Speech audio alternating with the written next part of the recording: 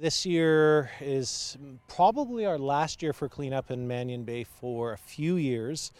It didn't look like we had too much garbage from liveaboards and whatnot, just the typical something falling overboard, anchor getting fouled, crab traps being lost and whatnot. So that was encouraging, especially considering the municipality spent a good amount of time this spring cleaning up derelict vessels and moorings in the bay. So we're hopeful that other than a tangle of anchors that was discovered at one of the mooring blocks on the far side of the bay, we may skip this site for a few years and come back, and whatever we find will likely be new debris as opposed to stuff that's been down there for some time, because the bay has been a very popular location for boaters, whether it's weekend boaters, some liveaboards, and people coming up just for the day. So a lot of stuff has fallen overboard over the years, but the majority of the bay, at least in the shallower sections, have been covered by the dive teams over 4 years. So it's encouraging that most of the garbage is gone. So we'll see what it looks like when we do come back. So that's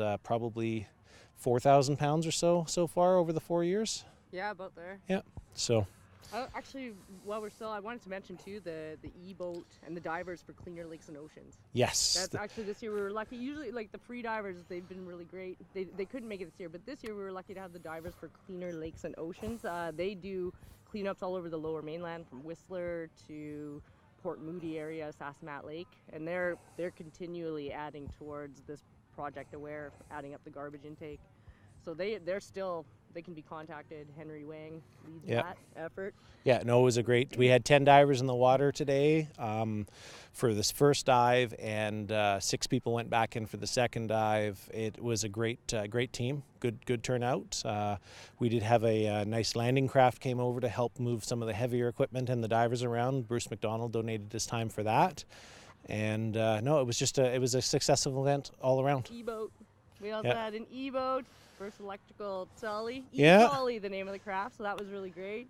Bill and Stan had that one. And it was actually kind of nice to hear their story. It was a derelict boat that they cleaned up, fixed up, pulled the engines and all the oil and everything out of it, and put in electric motors and batteries. So it's nice to know that some of the derelict boats that you would see in a bay like this can actually be refurbished. So instead of either ending up sunk or washed up on a beach like has happened on Sandy Beach on numerous occasions over the last few years.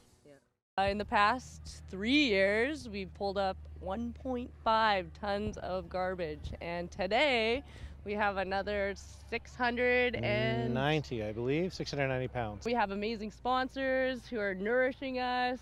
So Ready Potato, the Snug, we got the USSC giving us boat usage, the Bowen Island Marina letting us walk through their area and use their staging. Ian Henley, he's come every single year, and once again he was by and gave another generous donation. Bowen Island Yacht Club this year, they actually purchased one of the anchors that we found. Perfect. Yeah, I haven't got to tell you about that yet. But yeah, so that'll cover our expenses, and we'll have a little bit more for next year.